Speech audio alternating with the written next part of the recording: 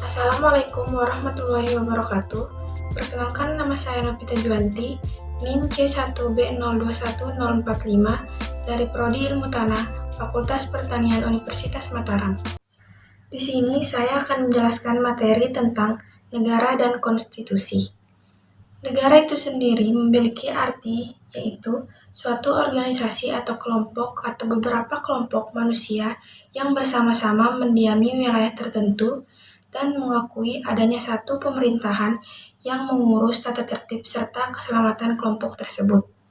Secara umum, negara dapat diartikan sebagai suatu organisasi utama yang ada di dalam suatu wilayah karena memiliki pemerintahan yang berwenang dan mampu untuk turut campur dalam banyak hal dalam bidang organisasi lainnya. Sedangkan konstitusi secara umum dapat diartikan sebagai asas-asas dasar serta hukum suatu bangsa, negara atau kelompok sosial, di mana yang menentukan kekuasaan, tugas pemerintahan, dan menjamin hak-hak tertentu bagi warganya. Bagi sebuah negara, konstitusi merupakan kumpulan doktrin serta praktik yang membentuk prinsip perorganisasian fundamental. Pengertian konstitusi ini menjelaskan terkait apa yang bisa dilakukan oleh tiap cabang pemerintah. Selain itu juga menjelaskan bagaimana tiap cabang pemerintah mampu mengontrol cabang-cabang lainnya. Konstitusi juga berarti agregat dari dasar prinsip-prinsip yang menjadi hukum dasar negara, organisasi, atau dari entitas lain. Umumnya akan menentukan bagaimana entitas tersebut akan diatur. Hukum tersebut sebenarnya tidak mengatur hal-hal yang terperinci, melainkan akan menjelaskan prinsip-prinsip yang menjadi dasar bagi sejumlah peraturan lainnya. Konstitusi juga memiliki beberapa tujuan yang berkaitan dengan 1. Berbagai lembaga kenegaraan dengan wewenang dan tugasnya masing-masing. 2. Hubungan antar lembaga negara. 3. Hubungan antar lembaga negara pemerintah dengan warga negara yaitu rakyat. Keempat, adanya jaminan atas hak asasi manusia. Dan yang terakhir, hal lain yang sifatnya mendasar sesuai dengan perkembangan zaman. Semakin banyak pasal yang terdapat dalam suatu konstitusi, maka tidak menjamin konstitusi itu terlihat baik. Selain itu, negara juga memiliki beberapa unsur, di antaranya 1.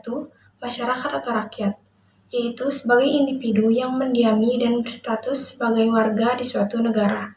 Kedua, wilayah atau teritorial, yaitu tempat atau wilayah negara itu berdiri. Dan ketiga, bentuk pemerintahan, sebagai penguasa dan pihak yang memegang kekuasaan atas tanggung jawab keberlangsungan hidup warga negara. Dan keempat, pengakuan dari negara lain, sebagai bukti bahwa negara tersebut terbentuk dan terdiri secara resmi dan legal. Sedangkan unsur-unsur konstitusi menurut Soeparnim Lohman ada 3 unsur, yaitu 1.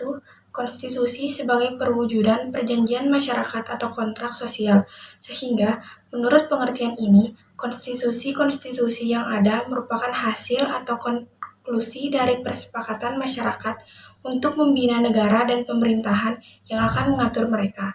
Kedua, konstitusi sebagai piagam yang menjamin hak-hak asasi manusia, berarti perlindungan dan jaminan atas hak-hak manusia dan warga negara yang sekaligus penentuan batas-batas hak dan kewajiban baik warga negaranya maupun alat-alat pemerintahannya.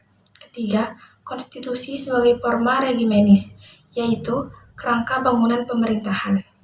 Dan yang selanjutnya adalah hubungan negara dan konstitusi. Negara dan konstitusi memiliki hubungan yang sangat erat, di mana konstitusi merupakan dasar negara.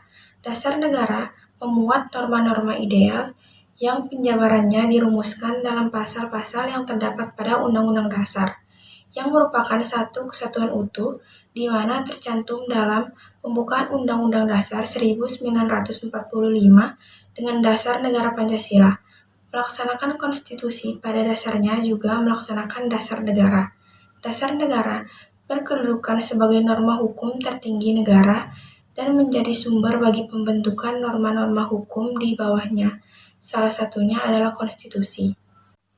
Hubungan antara dasar negara dan konstitusi nampak pada gagasan dasar, cita-cita dan tujuan negara yang terdapat dalam pembukaan undang-undang suatu negara. Dasar negara Indonesia adalah Pancasila.